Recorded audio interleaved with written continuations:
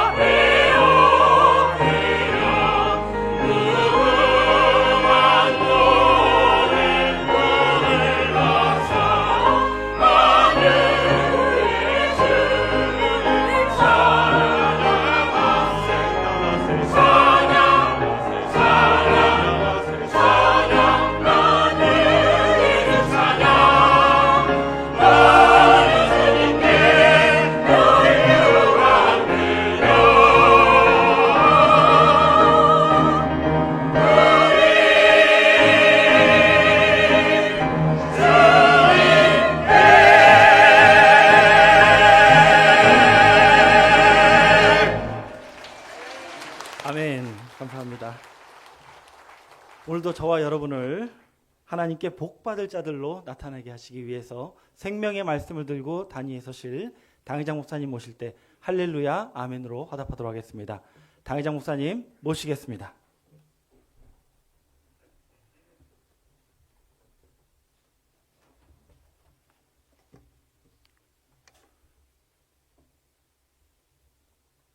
할렐루야! 감사합니다. 차가운 겨울이 가고 벌써 꽃피는 봄이 왔습니다. 여러분의 신앙, 옴츠렸던 신앙이 말씀의 꽃을 활짝 피우고 좋은 열매 맺는 한 해 되시기를 예수 이름으로 축원합니다.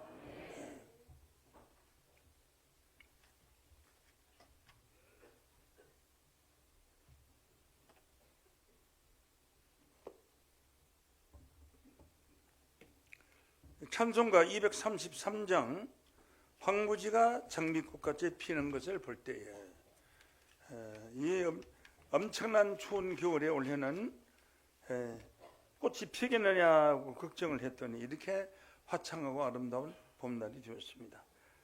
여러분의 심령에 황무지 같은 심령이 장미꽃같이 활짝 피는 오늘 참 즐거운 희망의 예배, 하나님이 축복해 주시는 이 땅에 사는 날까지 행복한 가정을 이루어지는 그런 예배가 되기를 예수 이름으로 축원합니다. 233장입니다.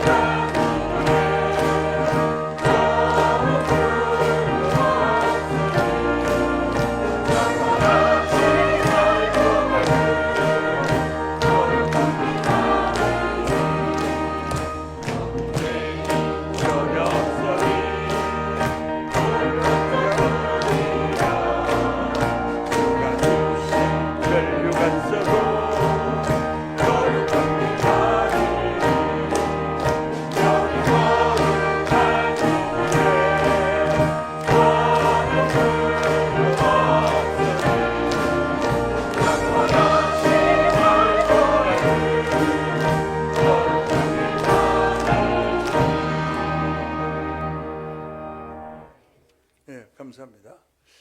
방송실은 왜 2층에는 한 번도 화면이 안 비치나? 예배 시간부터 시작해서 2층에 사람이 있는지 이 예배를 볼 때 2층이 있는 교회인지 1층만 있는 교회를 보여요. 낮잠 자고 있나 봐요. 방송이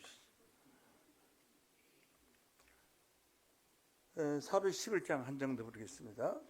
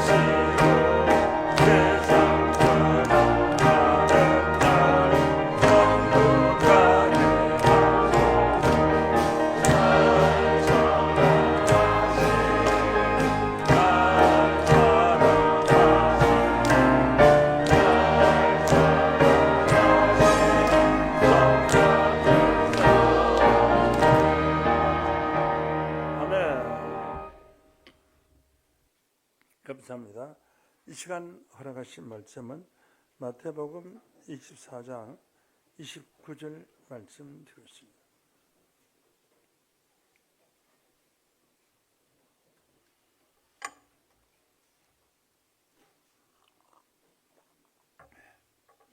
그날 환란 후에 즉시 해가 어두워지며 달이 빛을 내지 아니하며 별들이 하늘에서 떨어지며 하늘의 군능들이 흔들리리라.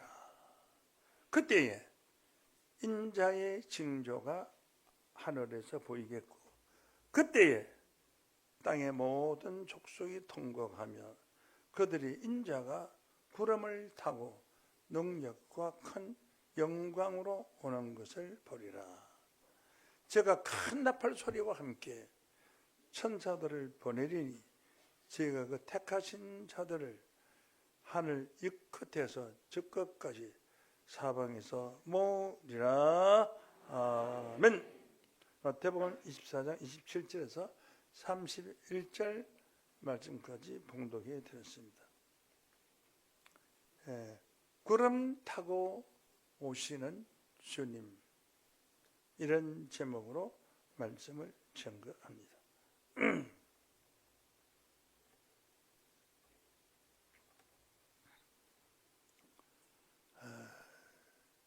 오늘 이 본문 말씀에서 때라는 말이 여러분 등장합니다. 본문 한 번 더 보실까요?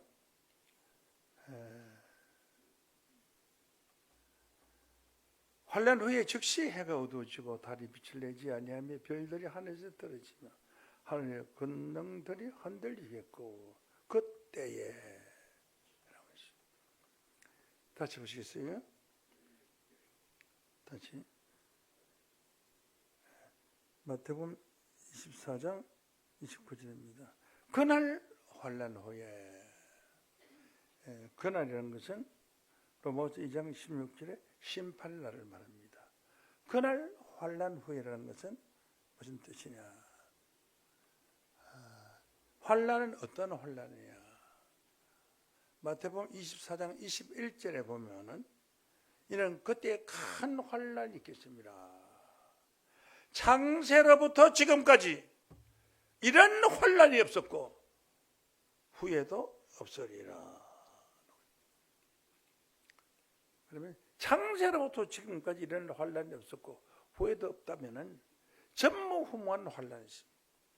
전 세계가 고통을 당하고 전 세계가 어려움을 당하고 전 세계 곳곳마다 죽음이 오고 곳곳마다 통곡 소리가 들리는 그런 환난, 그런 환난 후에 즉시 해가 어두워지며, 환난이 끝나고 난 뒤에 즉시 해가 어두워진다 그러니까 이것을 문자적으로 보니까 저 6,000도의 태양 빛이 없어진다는 거예요. 저 빛은 영원히 없어질 수가 없습니다. 밤에 빛이 보이지 않는 것은 지구가 돌아서 반대편에 태양이 있기 때문에 지구에 가려워서 보이지 않는 것이고, 낮에 태양이 보이지 않는 것은 구름이 끼어서 구름이 가려워서 보이지 않는 것이지, 태양은 6,000도의 열을 발하면서 산소가 폭발하는 가운데서 그 빛은 40억 년 동안 지금까지 이어져 왔습니다. 그런데 그 해가 어두워지며라고 하는 것은 천지 창조 이후 전무후무한 환란이 끝나고 난 뒤에 해가 어두워진다. 해는 시편 80편 11절 말씀에 보면 여호와 하나님은 해요라고 했습니다. 해가 어두워진다는 것은 하나님이 얼굴을 감췄다는 거예요. 얼굴이 감췄다는 거예요.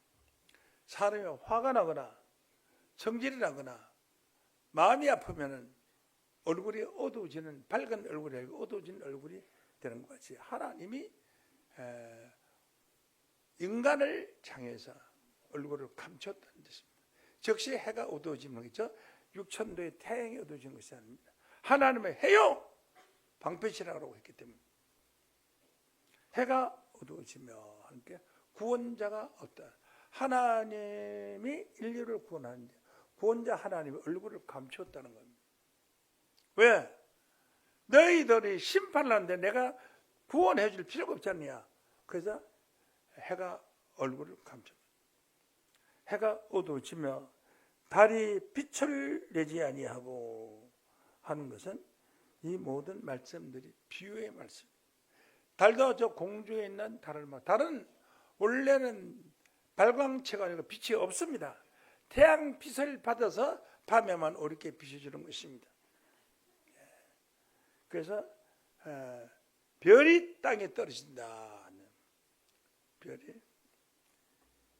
별 하나만, 별들이 땅에 떨어진다. 별이 하나만 떨어져도 지구는 파괴됩니다. 지구는 파괴될 수가 없습니다. 영원히. 2,000km 되는 공기층이 있어가지고 별이 땅으로 떨어지면은 그 공기층이 밀어서 떨어지는 별이 산산조각 부수게 돼서 바깥으로 다 떨어지고 맙니다. 그래서 지구는 영원히 존재합니다. 전도서 1장 4절 말씀에 보면 한 세대는 가고 한 세대는 오되 땅은 영원히 떠나라고. 그런데 어떻게 별이 떨어지겠습니까? 이 모든 것은 비유의 말씀입니다. 왜 성경은 사실대로 기록해놓지 않고 비유로 기록해놨느냐? 오늘 이 말씀 전체가 비유입니다. 비유로 기록된 말씀을 사실로 실상으로 알아야 합니다. 그래서 오늘 비유로 기록된 말씀을 실상으로 여러분에게 전달할 것입니다. 마태복음 13장 10절 말씀에 보면은 예수의 제자들도 의심스러웠습니다. 왜? 제자들이 예수께 나와 말씀하시길 어찌하여 우리에게 비유로 말씀하시나이까? 실상으로 말씀해 주십시오 라고 한 것입니다. 비유로 말하면 실상은 알 수가 없습니다. 절대로 알 수가 없습니다. 감히 보지 않았는데 감을 아무리 설명해도 감을 느끼는 사람은 없습니다. 귤을 맛보지 않는데 귤이 없는 가운데 귤을 아무리 설명해도 귤 맛은 낼 수가 없고 귤을 볼 수가 없습니다. 뭐 귤은 감만 하고 색깔은 노랗고 맛은 달큰하고 삼삼하고 뭐 달지근하다. 아무도 귤 맛을 느낄 수 없습니다. 실상은 무엇입니까? 귤 이거 먹어봐. 딱 먹어봐. 바로 이거야. 얼마나 좋습니까? 이와 같이 여러분은 비유의 말씀은 이해가 가져가냐. 이 비유의 말씀은 왜 비유로 말씀을 하시느냐 하면은 모르게 하기 위해서 비유로 말씀하시는 거예요. 못 알아듣게 하기 위해서 비유로 말씀하는 거예요. 성경은 전부 비유로 말씀됐기 때문에 전부 무슨 말이고 알지 못하도록 감추던 겁니다. 마태복음 13장 11절로 봅니다. 대답하여 가라사대 천국의 비밀을 아는 것이 너에게는 허락이 되었으나 저기 저자들에게는 허락이 되지 아니했다. 그래서 비유로 말하노라 라고 했습니다. 그러면 비유의 설교는 100번 1000번 들어도 아무런 값어치가 없습니다. 오늘날 기독교는 비유보다 더 큰 비유를 하고 있습니다. 예화 설교라고 합니다. 각 목사님 책상마다 예화집이 있는데 예를 들어서 이런 사건이 있었다. 비행기 사고 나서 비행기가 사람이 떨어지다가 믿음 좋은 사람이 소나무 가지 걸려서 살고 다른 사람 더 죽었다.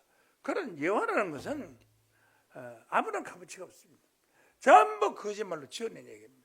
성경도 비유인데 성경을 가지고 또 예화로 갖다 붙여서 설교를 한다면 하나님의 뜻은 전혀 모르는 겁니다. 그러므로 참 하나님의 말씀은 예화도 또 비유로 기록된 성경 말씀조차 이것을 실상으로 여러분에게 알게 해줘야 구원을 받게 되는 것입니다. 그래서 예화와 실상을 말씀드리면은 예를 들어서 마태복음 13장 7절에 보면은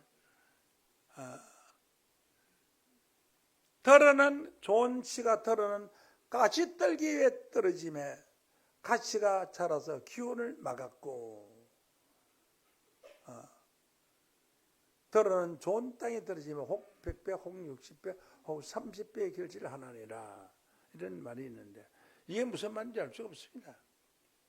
그래서 살아가는 제자들을 다시 많은 사람이 있을 때 그렇게 설교를 하고 제자들 이제 따로 불러서 모아서 그 답을 설명을 하는 것입니다. 마태복음 13장 22절로 23절 봅니다. 23절 22절 보죠. 22절 같이 떨기에 뿌렸다는 것은 말씀을 들어라.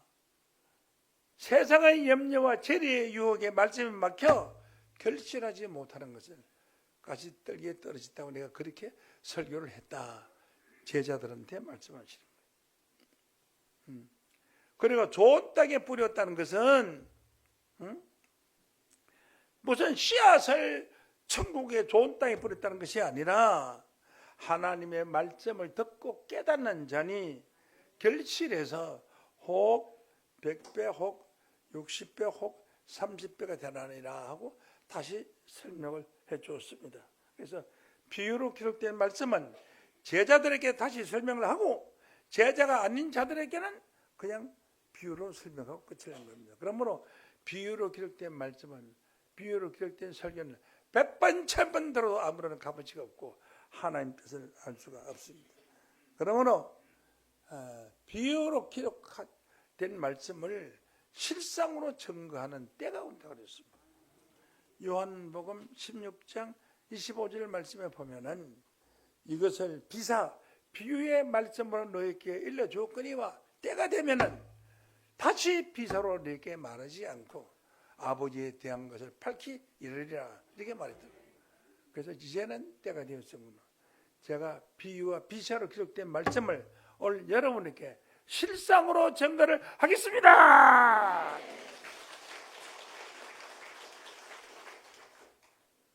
그는 예수님이 인자가 구름을 타고 능력과 큰 영광을 오신다.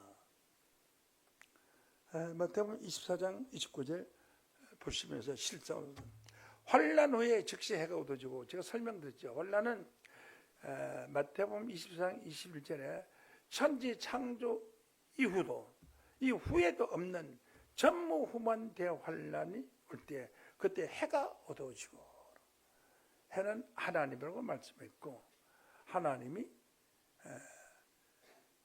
빛을 비춰서 얼굴을 내밀어서 구원의 길을 알려주지 않는다는, 감췄다는 거죠. 너들은 구원받지 못하니까 그냥 죽으라, 할 수 없다.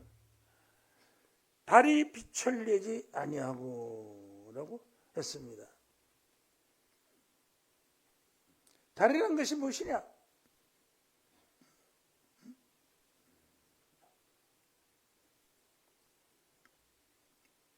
달은 태양빛을 받아서 밤에만 비춰주는 것입니다. 달은 뭐냐면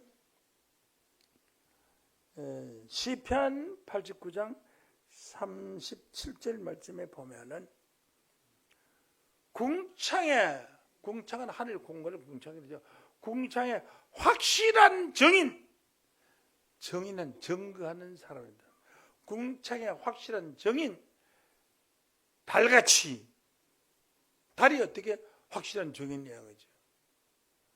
달이 어떻게 사람 정인이라는 것은 증거하는 사람, 정인. 달같이 영원히 경고케 되리라. 그러니까 태양은 하나님을 상징했지만 달은 예수님을 상징했습니다. 예수님은 궁창에 있는 달과 같은 분입니다. 달. 그래서 계시록 3장 14절 말씀에 보면은 기록되어 있기를 라오디게아 교회의 사자에게 편지하노니, 아시아 7교회가 있었는데 그 중에 하나가 라오디게아 교회에게 예수님이 편지하시는 거예요. 아멘이시오, 충성되고 참된 정인이시오. 아멘이시고 충성되고 참된 정인이시오. 하나님의 창조의 근본이시니까 가라사대, 창조의 근본이시는 바로 예수님이십니다. 가라사대 네 행위를 아노니 네가 차지도 않고 덥지도 아니하도다. 차든지 덥든지 하기를 원하노라 라고 했습니다. 궁창에 참된 정인은 바로 예수님이십니다. 예수님은 하늘의 달로 비유되었습니다. 달을 궁창에 확실한 정인이라고 그랬고, 계시록 3장 14절에는 아멘이시오 충성되고 참된 정인 예수라고 했습니다. 그러면 달은 예수님을 상징했습니다. 달은 태양빛을 받아서 우리에게 전해듯이 태양은 하나님을 상징해서 예수님이 하나님의 말씀을 받아서 우리에게 전해준 겁니다. 그래서 달과 같은 역할을 하신 분이 있습니다. 그런데 이 달이 빛을 내야지 어디 숨을 곳도 알고 피할 곳도 알 텐데 밤에 달이 빛을 내지 아니하는 거예요. 그러니까 캄캄한 흑암의 밤입니다. 인류가 구원의 길을 찾아갈 수가 없이 환난 시대에는 하나님도 얼굴을 감추고 달도 빛을 내지 않아 얼굴을 감추고, 그 다음 남은 것이 별인데, 그 뒤에 말씀 30절로 봅니다. 그때의 30절 29절을 보시죠. 그날 환난 후에 즉시 해가 어두워지며 달이 빛을 내지 아니하며 별들이 하늘에서 떨어지며, 별들이 하늘에서 떨어진다는 거죠. 하늘에 있는 전체 별이 떨어진다는 겁니다. 전체에 있는 별이 그러니까 보통 지구보다 다 큽니다. 뭐 10배, 100배 되는 별들이 수두룩하고요. 그런 별이 지구에 떨어지면은 이 지구는 파괴되는 겁니다. 인류는 다 죽습니다. 그래서 2,000km 되는 공기압이 있어서 그게 떨어지면 그 공기의 힘에 의해서 떨어지는 별들이 다 파괴되도록 되어 있어요. 그래서 그 공기가 지구의 보호 역할을 하는 겁니다. 보호 역할. 그 공기가 없으면은 태양의 직사광선에 비쳐서 모든 식물이 다 죽고 바닷물이 황토 색깔을 이루어서 산소가 없어지므로 물고기들이 다 떼죽는다고 합니다. 그래서 그 공기층이 있고 그 공기층이 바로 막고 있는 것이 구름입니다. 구름이죠. 그 구름이 직사광선을 피해서 인류가 타서 죽지 않고 식물이 타서 죽지 않도록 자연의 환경을 하나님이 잘 만들어 놨어요. 그러니까 별이 떨어진다는 것은 하늘의 별이 아니라 땅에 있는 사람 별입니다. 군인 최고의 장군들을 별이라고 하죠. 원스타, 투스타. 세상에서 유명한 사람을 스타라고 하죠. 별이라고 하죠. 별이라고 하죠. 대한민국의 최고의 별은 대통령입니다. 대통령 밑에 있는 장관들도 작은 별에 해당됩니다. 그럼 기독교에서 최고의 별은 누구냐? 많은 사람들을 거느리고 다스리는 지도자들입니다. 다니엘서 12장 3절 말씀에 보면은 지혜 있는 자는 궁창의 빛과 같이 빛날 것이요. 궁창의 빛과 같이 빛나고 별과 같이 빛나고 많은 사람을 옳은 대로 도로게 한 자는 별과 같이 영원토록 비치리라. 그러니까 많은 사람을 옳은 대로 도로게 한 사람 별 아닙니까? 제 한 사람이 교회를 세워서 사명자를 배출해서 전국에 1,000교회를 세우려고 하다 1,000교회를 세우지 못했지만 전국 각 지방 곳곳마다 교회를 세워서 수만 명의 교회를 지금 만들어 놨다고요. 저도 별 아닙니까? 저도 별에 해당되는 겁니다. 해당되는 게 아니라 지구에 나가서 개척을 해서 훌륭한 목사가 돼서 교회를 1,000명 이상 세웠다면 그 사람들도 별에 해당되는 겁니다. 그럼 하늘에 별들이 떨어진다는 것은 무슨 말이냐 하면 별들이 너무 교만해져. 내가 이제 별이다. 날 따라올 사람 없다. 교만해져가지고 너는 비록 큰일 나고 전도도 많이 하고 교회 부흥도 많이 시키지만은 너는 하나님의 나라에 들어갈 수가 없다. 못된 짓을 했다. 네 재산을 끌어모아서 헌금을 끌어가지고 네 개인 재산을 너무 많이 불렸다. 하나님 것을 도둑질했다. 이게 별에 떨어지나 탁 죽어서 별들이 떨어지냐. 별이 하나 둘 떨어지냐. 별들이 3분의 1이 떨어진다는 것이 별이에요. 별들이 땅으로 떨어지는 거예요. 그 별이 떨어진다는 것이 하늘에 있는 별이 떨어지는 게 아니에요. 그것은 비유로 하신 말씀. 별들이 떨어진 거. 해란 얼굴을 감추고 달도 얼굴을 감추고 별이 떨어지니까 그게 하늘의 최고 권능인데 하나님, 예수님, 선지자들이 다 떨어지고 불과 별이 조금 안 떨어지는 별이 몇 개밖에 없어요. 그러니까 국가의 대통령과 장관들이 막 떨어져 나가면 혼란이 일어날 거다니요.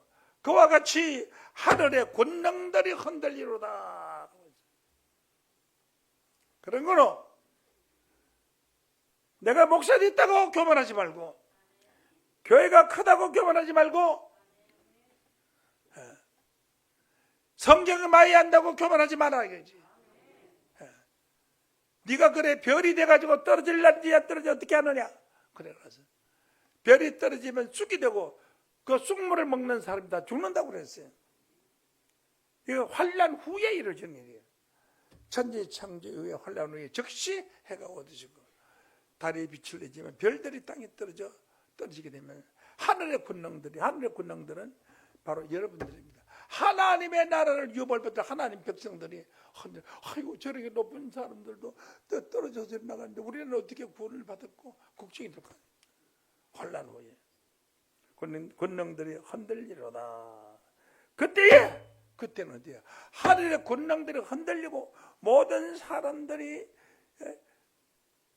두려워하고 있을 때 이 진리의 말씀을 거시려고 하나님을 믿지 않는 저 배신자들은 어떻게 되겠냐? 하늘에서 징조가 보이겠고 징조는 무엇이 이루어질 조짐, 하나님의 뜻이 이루어질 조짐을 징조로 보이겠고 그때 땅의 모든 족속에 통곡하며 모든 족속이라는 건 전 세계 만민 통곡한다는 거예요. 통곡하며 그들이 인자가 구름을 타고 능력과 간정으로 오는 것을 보리라라고 했습니다. 자, 인자는 예수님이 인자요. 요한복음 3장 13절 말씀 보면 인자는 하나님이 인치신 자라야지. 예수님이 자기를 보고 인자라고 그랬어요. 나는 사람의 아들이다. 사람 인자 아들 자자 사람의 아들이다. 사람의 아들로 요셉의 아들로 유대 땅 베들레헴에서 태어났잖아요. 그 인자가 하늘로 성천에서 구름을 타고 능력과 큰 영광으로 올 때 땅에 있는 모든 족속이 통곡한다는 거예요. 성경이 아니줄 줄 알았더니 진짜로 이루어졌구나. 이거 큰일 났네. 우리 진작 예수 믿으러 갈 때 믿을 텐데 세강중앙교회에 나가면서 우리 아들 손자가 할아버지 교회 나와요, 아버지 교회 나와요, 교회 나와요 해서 말은 들었다가 이제 그때 가서 땅을 치고 통곡하고 올 것이다. 통곡하고 온 세상이 통곡하고 올 때에 그때에 구름을 타고 능력과 큰 영광으로 온다. 근데 구름을 타고 온다는 게 뭐냐? 구름도 비유가 아니야. 구름이 무엇이냐? 구름은 햇빛이 비침으로 말미암아 수증기가 증발해서 모인 물방울, 그 물방울이 모여서 큰 물방울이 돼서 큰 구름을 이루는 거예요. 큰 구름을 이루어서 공기가 떼는 겁니다. 그 구름을 말한 거예요. 그 구름을 타고 오죠. 없습니다. 그런 물방울이 되면 그건 아무것도 아닙니다. 구름이 아무 두꺼워도 비행기에서 떨어지면 그냥 총알같이 땅으로 떨어지는 거예요. 그런 구름을 타고 어떻게 하고 있습니까? 구름이라는 것은 대간절 무엇이냐? 응? 구름에 관해서 한번 성경을 통해서 알아보도록 하겠습니다. 성경의 기록 욥기서 38장 37절 말씀에 보면은 누가 지혜로 구름을 계수하겠느냐? 누가 지혜가 있어서 구름이 하늘에 몇 개나 떠 있는지 그것을 헤아릴 수가 있겠느냐? 누가 하늘에 병을 쏟아 티끌로 진흙을 이루어 흙덩이로 서로 붙게 하겠느냐? 진흙과 흙덩이가 서로 붙자면 물이 있어야 될 거 아니에요. 누가 그렇게 그걸 붙게 할 수 있는 자가 누구냐? 없다 이죠. 그래서 누가 지혜로 구름을 계속했느니 구름이라는 것은 무엇이냐 하면은 조금 더 제가 문제를 주면서 해답을 하겠습니다. 에스겔 30장 3절 말씀 보면 그날에 가까웠도다. 그날은 넘어서 2장 16절에 심판날이야. 그날에 가까웠도다. 그날이 가까웠도다 하는 거죠. 심판날이 가까웠도다. 심판날이 가까웠도다. 그날은 구름의 날일 것이오. 이 말. 그날은 구름의 날이란 구름이에요. 그럼 구름이 뭐냐? 구름의 날이 뭐냐 이거죠. 구름이라는 건 뭐냐? 구름의 날일 것이요 열국의 때로다 라고 했습니다. 열국이라는 것은 많은 나라를 가리키는 열국. 열국의 때다. 구름이 많다 이렇게. 그럼 구름이 무엇이냐? 응? 구름이 무엇이냐? 유다서 1장 12절 말씀에 12절 말씀에 보면은 저희가 기탄 없이 너희와 함께 먹으니 저희는 누군지 모르지만 보세요. 너희 애찬의 암초요. 이 저희라는 자는 애찬의 암초는 거예요. 애찬은 사랑스러운 잔치집에 암초와 같은 자요. 깡패 같은 놈이다 말이지. 자기 몸만 기르는 목자요. 자기 몸만 기르는 목자는 거짓 목자죠. 백성을 길러야 되는데 지 몸만 살찌우고 저만 배천 목자는 거짓 목자니요. 자기 몸은 기르는 목자. 바람에 불려가는 물 없는 구름이야. 이 거짓 목자를 바람에 불려가는 물 없는 구름이라고 했어요. 다시 볼까요? 너의 애찬의 암초요. 자기 몸만 기르는 목자요. 자기 몸만 기르는 목자는 거짓 목자죠. 암초도 바위, 물속에 숨어있는 바위가 배가 지나가다가 탁 부딪혀서 배를 파산하게 하는 것도 나쁜 바위죠. 암초요. 물 없는 구름이야. 이런 구름은 물 없는 구름이다. 이런 사람을 거짓 목자를 물 없는 구름이라고 했어요. 구름은 값어치가 있는 것은 물이 있어야 돼요. 물을 안고 있어서 가만히 구름이 팍 모이다가 비를 쏟고 가야 아이고 살았다. 그래서 그 시커먼 구름이 가뭄에 몰려오면 박수를 치죠. 아이고 이제 살았다. 이제 곡식이 타들어가던 곡식이 살아나겠구나 했는데 이런 구름이 바람에 보니까 휘잉 다 흩어지고 다 날아가버렸어요. 그냥 구름이 비올 것 같이 거짓말만 하고 간 거죠. 그러니까 물 없는 구름이요. 물은 비를 말하는데 비를 싣고 있는 구름은 바람이 불면은 비를 많이 싣고 있는 구름은 땅으로 쏟게 돼 있고 물을 많이 실지 않은 구름은 바람이 불면 떨어져가게 돼 있어요. 물 없는 구름이 거짓 목자라면 반대로 다시 물 있는 구름은 참 목자다. 그럼 물 없는 구름은 거짓 목자예요. 물 있는 구름은 참 목자다 이거죠. 그러면 구름은 무엇이냐? 목자를 상징한 것입니다. 그러면 목자를 비유한 것입니다. 그래서 물 없는 구름, 물 없는 구름, 거짓 목자, 물 있는 구름은 참 목자로 비유하고 있습니다. 그래서 누가 지혜로 구름을 계수하겠느냐 하는 것은 말재가 막 구름이 너무 많다 이거예요. 거짓 목자 구름도 있고 참 목자 구름도 있는데 거짓 목자 구름은 비를 내리지 못하는 구름은 거짓 목자 구름이고 참 목자는 비를 내리는 말씀을 내리는 거예요. 비라는 것은 신명기 32장 2절 말씀에 보면은 나의 교훈은 내리는 비요 나의 말은 맺히는 이슬이요 열한 풀에 가는 비요 채소의 단비로다. 그러니까 이 비라는 것은 말씀을 말하면 교훈은 내리는 비요 나의 말은 맺히는 이슬이요. 이슬도 비요. 맺히는 이슬, 이슬이 물이잖아요. 말의 이슬이라고 했으니까 이슬 물은 하나님의 말씀 비운 거죠. 열한 풀 위에 가는 비요. 열한 풀에는 가는 비가 내려야지. 열한 큰 비가 내리면 풀이 꺾여서 풀이 죽죠. 채소 위에 담비로다 그러지 않습니까? 그래서 비는 하나님의 말씀을 상징했습니다. 그리고 목자는 구름을 상징했습니다. 그런 참 목자는 물은 말씀을 상징해 구름을 비가 많이 가지고 있다는 것은 하나님의 말씀이 가득히 담겨 있는 구름을 참 목자의 구름으로 비유된 줄로 믿습니다. 참 목자의 구름으로 비유된 것입니다. 그래서 성경은 뭐라고 말했느냐? 누가 지혜가 있어 구름을 계속했느냐? 말세에는 구름은 목자를 비유했으니까 말세에는 거짓 목사가 너무 많아요. 헤아릴 수가 없어요. 목사가 너무 많아요. 코로나 이전에 우리 저녁에 우리 교회 옥상에서 내려다 보면은 관악구에 교회가 세릴 수가 별이 너무 많아가지고 십자가 너무 많아 세릴 수가 없었는데 코로나 시대가 지나고 지금 올라가 보니까 한 서너 개밖에 없어요. 다 없어졌어요. 교회가 개척 교회가 다 없어졌어요. 왜 없냐? 물 없는 구름은 환난 시대가 오면 없어지는 거예요. 물 있는 구름은 하나님의 말씀 무게를 가지고 있기 때문에 물 있는 구름은 구름 밑에 사람이 먹이 돼 있어요. 뭐 이런 겁니다. 물 없는 구름은 거짓 목자요. 물 있는 구름은 참 목자로 비유되었다는 사실을 깨우침 받기를 원합니다. 그래서 거짓 목자 구름에 관해서 에레미야애가 3장 44절 말씀에 보면은 에레미야애가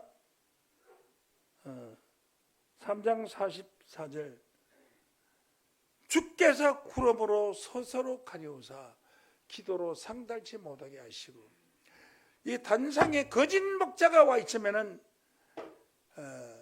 물 없는 구름이 있으면 기도가 상달이 안 돼요. 구름으로 구름이 딱 막아가지고 하늘에 기도가 올라가다가 내려버리고 상달이 안 돼요. 기도로 상달치 못하게 뭐요? 하시고 라고 했습니다.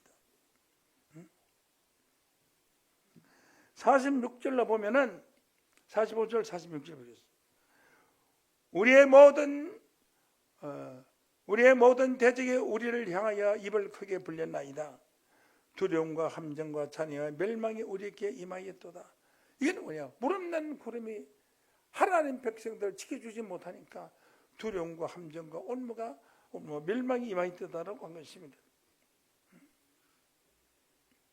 그런데 참목자의 구름을 어떻게 비유냐? 욥기서 37장 12절 말씀에 보면은 구름이 인도하는 대로 두루 행하시나니. 구름이 어떻게 인도를 하느냐, 사람을. 구약 시대에 그 이스라엘 백성이 광야 생활을 할 때, 여러분 성지 순례 가보면 알지만은 40도가 넘는 그 더위 속에 100명, 200명도 아니고, 100명, 200명도 아니고,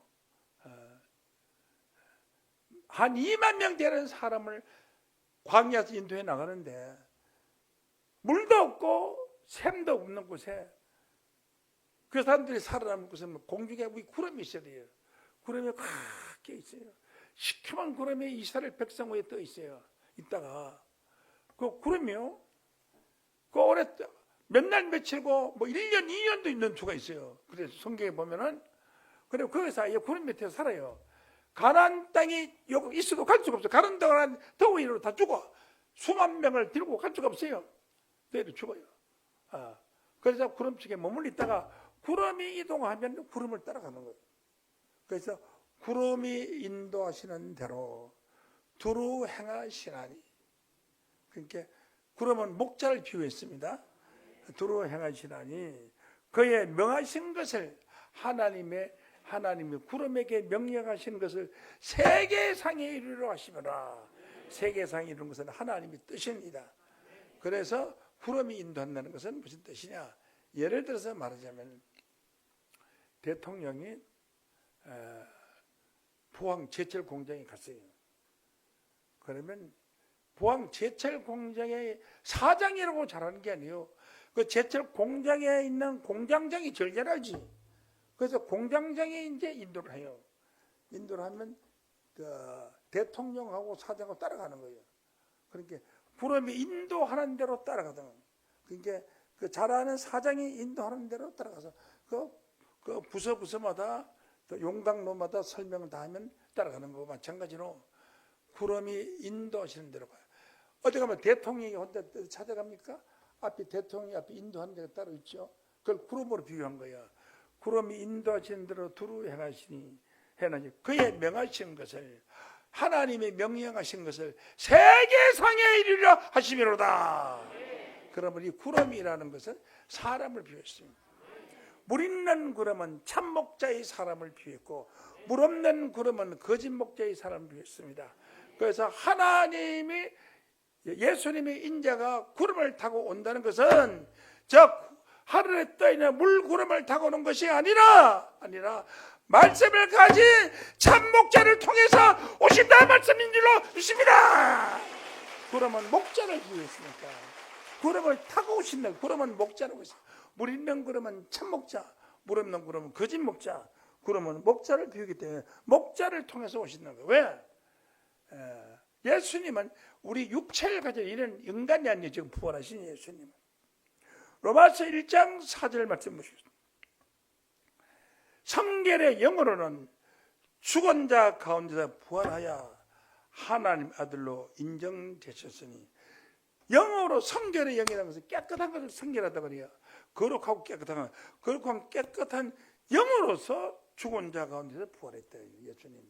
육체는 죽임을 당하시고 영으로는 살리심을 받아요. 죽은 자 가운데서 부활하여 하나님의 아들로 인정되시다는 겁니다. 예수는 영으로 부활하셨어요.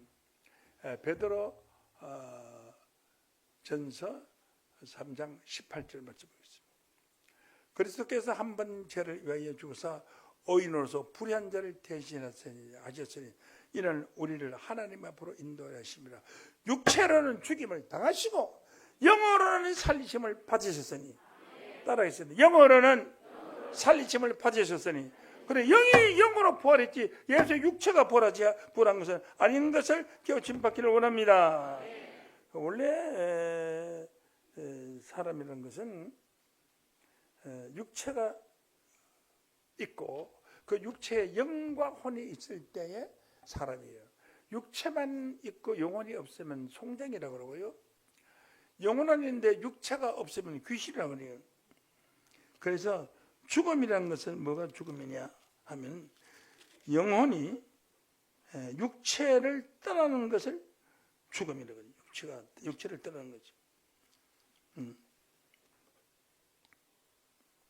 그래서 예수님이 육체에서 영혼이 떠났어요. 마태복음 27장 50절 봅니다. 예수께서 크게 소리 지르시고 영혼이 떠나시다. 어디로 떠났느냐? 하나님께로부터 영이 왔기 때문에 하나님께로 가시는 거예요. 영혼이 떠났으니까, 육체를 버리고 영혼이 떠났으니까 그 영혼이 부활했다고 했잖아요. 로마서 1장 4절에 예수 영혼이 부활한 것이 육체가 부활한 것은 아니에요. 요한복음 20장에 예수님의 창자고 못자국을 보여줬다 그러는데요. 그것은 표적으로 보여줬다고 기록되어 있어요. 만약에 창자국 못자국이 있는 부활체가 예수라면 예수 안 믿습니다. 창자국 못자국 있던 것도 없어지고 깨끗해져야지. 그러면 창자국 못자국을 있는 그대로 보여줬다면 본다면은 그러면 전쟁하다가 팔 떨어지고 저게 외정시대 때 그 일본 군한테 싸우다가 한쪽 다리가 날아가고 6.25 전쟁 때 팔 떨어져서 날아가고 그러면 다리 떨어질 때는 저 만주불판에서 떨어졌고 6.25 때는 저 북한에서 떨어졌고 죽어서는 남한에 묻혔으면 그러면 그 영혼들이 부활할 때 육체가 부활하자면 야 만주에 있는 떨어진 다리야 남쪽으로 날아오너라 평양에 있는 내 팔모가 빨리 남쪽으로 오너라. 그래서 서로 붙겠어요? 말도 안 되는 소리가 온 몸이 만신창이가 되어도 예수 부활체는 아름다운 부활체. 예수의 부활 아름다운 부활체. 그것은 영혼으로 부활했어요. 영이 부활해서 육체와 같이 활동을 합니다. 부활하신 예수님이 제자들과 바닷가에서 만나서 생선구이도 먹고 다른 음식들도 함께 나눠 먹었어요. 그리고 제자들에게 베드로에게 말했어요. 고기를 잡고 있는 제자들 보고 부활 주님이 나타나셔서 뭐라고 말했느냐? 얘들아 고기 좀 잡았느냐? 못 잡았습니다. 그러니까 그물을 그 오른쪽으로 던져봐라. 그래서 오른쪽으로 던졌더니 고기가 너무 많이 잡혀서 끌어올리기가 힘들 정도로 많이 잡혔더라. 성경에 그렇게 되어 있습니다. 그래서 이 부활하신 예수님은 육체로 부활하신 것, 영으로 부활하신 것입니다. 그럼 만약에 죽을 때 문둥병 보이기로 온갖 흉터로 생겨가지고 죽었다가 그 부활해서 문둥이 모양으로 부활해서 부활 안 하는 게 낫지. 그렇지 않겠어요? 그런 거죠. 전쟁 가다가 팔 떨어진 사람 팔 떨어진 채로 목 날라간 사람 목 떨어진 채로 그래 부활 안 하는 게 낫잖아요. 그래서 영으로 부활하는 것은 깨끗하게 아주 아름답게 17세 8세로 보이는 젊은 사람으로 부활을 하는 겁니다. 영으로 부활하기 때문에 영이라는 것은 육체가 없어 무게가 없어요. 그러므로 공중에서 강림하실 수가 있는 겁니다. 그러므로 그 육체가 예수 안에 육체를 가진 사람 안에 들어갈 수가 있다고요. 영혼이. 그래서 요한복음 15장 7절 말씀에 보면은 너희가 내 안에 그거예요. 우리가 어떻게 예수 안에 들어가도 사람이 사람 속으로 어떻게 들어갑니까? 너희가 내 안에 내 말이 너희 안에 거하면 그 말씀은 하나님의 예수님의 영이거든요. 그 무엇이든지 원하는 대로 구하라. 그리하면 이루리라 했습니다. 예수님이 인자가 구름을 타고 오는 것은 그 영체가 오는 거예요. 영체가 와서 어디로 들어가느냐 하면은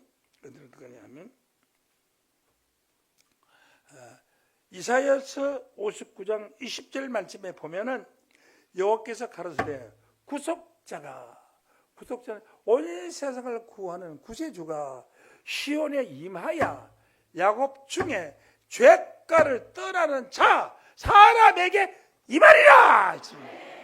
사람에게 임하는 겁니다. 다시 보시겠어요?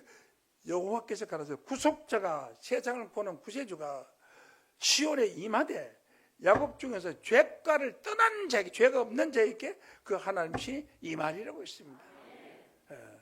그래서 예수님이 이 땅에 오실 때에 구름을 타고 오신다고 했는데 구름이 뭐예요? 목자를 구름이라고 그랬잖아요. 참 목자를 타고 오신다는 것은 참 목자 안에 예수님이 계신다는 겁니다. 그런데 그 목자는 예수가 아니에요. 그 안에서 나오는 정거된 하나님의 말씀 예수예요. 그래서 구름을 타고 오시는 그 목자 되신 예수님. 어째 한 사람에게 가겠습니까? 영은 수천 명, 수만 명께도 갈 수 있습니다. 여러분, 마지막 때 이 세상 구름을 타고 오시는 예수님께서 이 땅에 임하실 때 여러분 자신들이 구름이 되시기를 예수 이름으로 간절히 축원합니다. 감사합니다. 이 시간 말씀하시죠.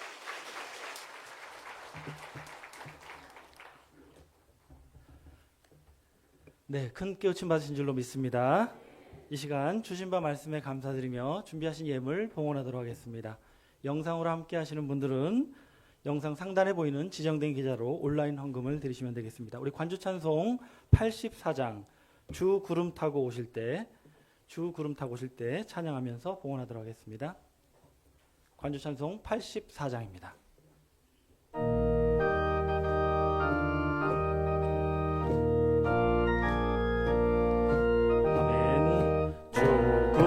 타고 오실 때 내 기쁨